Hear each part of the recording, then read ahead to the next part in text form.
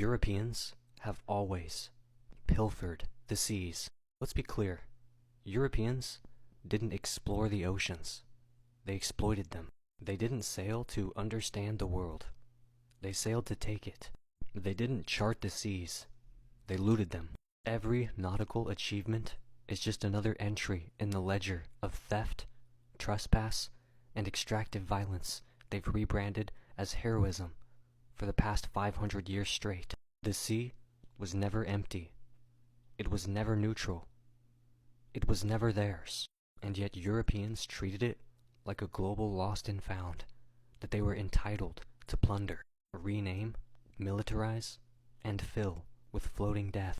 Pre-colonial oceans were already mapped, named, and navigated, just not by Europe. Before Europe even figured out how to build ships that wouldn't capsize in their own harbors, Africa, Asia, and Oceania already owned the sea. African maritime networks were thriving.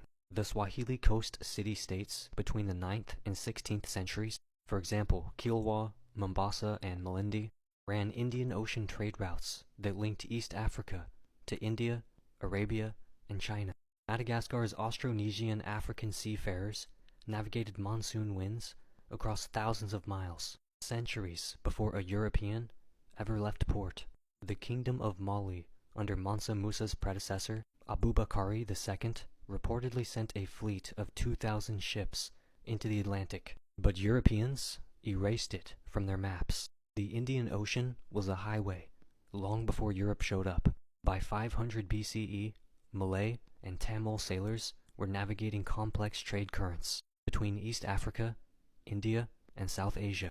Admiral Zheng He's treasure fleets between 1405 and 1433 spanned over 30 countries, with ships that dwarfed Columbus's bathtub fleet by a factor of 5. The Chinese had magnetic compasses and printed navigation manuals in the 11th century, while Europeans still thought sea monsters guarded the edge of the map. So when the Portuguese showed up, it wasn't discovery. It was illegal boarding. Portuguese and Spanish explorers were just armed thieves in boats. Columbus, the ocean's first European mugshot. Columbus never discovered anything. He miscalculated the Earth's size, ran into the Bahamas by accident, and proceeded to kidnap, torture, and enslave the Taino people within weeks of landing. His navigational logs were filled with errors.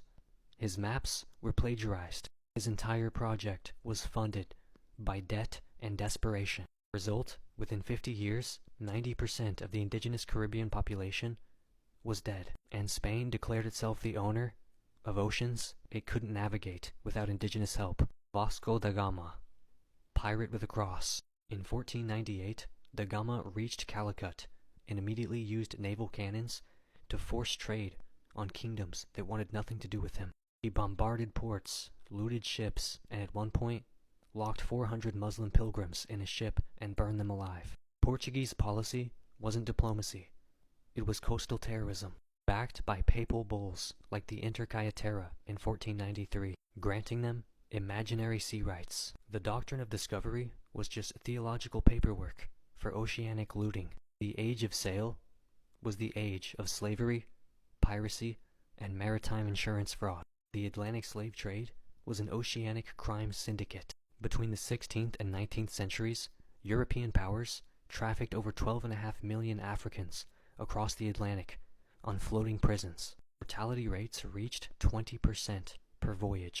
During the Zong Massacre of 1781, British slavers threw overboard over 130 enslaved Africans to collect insurance money. The entire system ran on maritime insurance, sugar profits, and the Royal Navy's enforcement of slave routes. This wasn't commerce. This was state-sponsored oceanic kidnapping. Basque whalers were stealing from indigenous Arctic whale stocks by the 1400s.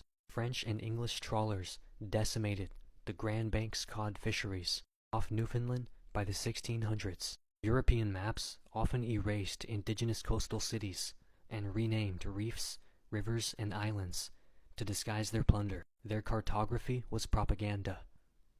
Their navigation was invasion. Ocean militarization was Europe's real maritime legacy.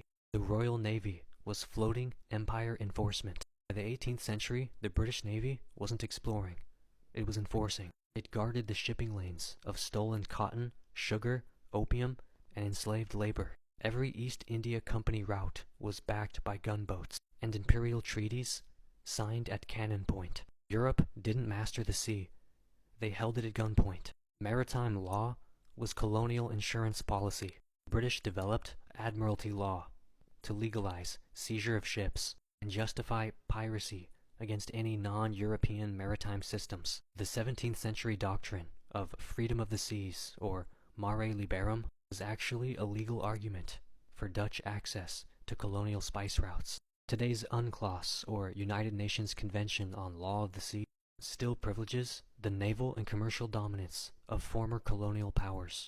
Europe used ocean law the same way they used colonial constitutions, to enshrine theft as order. Modern pilfering includes fishing piracy, climate crimes, and seaborne extraction. Europe drains the sea while regulating others.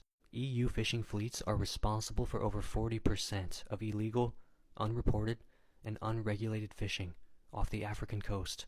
Spain and France continue to exploit West African waters while criminalizing subsistence fishing. Meanwhile, European nations impose environmental restrictions on Global South countries that they've already overfished. British and Norwegian firms are now major players in deep-sea mining, threatening the ecosystems they never mapped. North Sea oil extraction funded Britain's 1980s economic boom, while polluting the surrounding oceans for decades. European countries dump e-waste off West African and South Asian coasts, then call it green transition. They used to loot the sea with sails. Now they do it with legalese and ESG language. It's still pilfering, just with paperwork. Europeans have always pilfered the oceans. Before colonization, the seas were sacred, mapped, and shared across Asia, Africa, and the Americas. Indigenous peoples navigated with respect, not weapons. Maritime knowledge was rooted in ecology, not conquest. After Europe showed up, ocean routes became slave corridors. Navigation became theft with instruments. Sea law became imperial legitimacy, wrapped in Latin. They called it discovery. But what they discovered was how to loot the entire planet through saltwater corridors. They didn't master the sea. They extracted from it.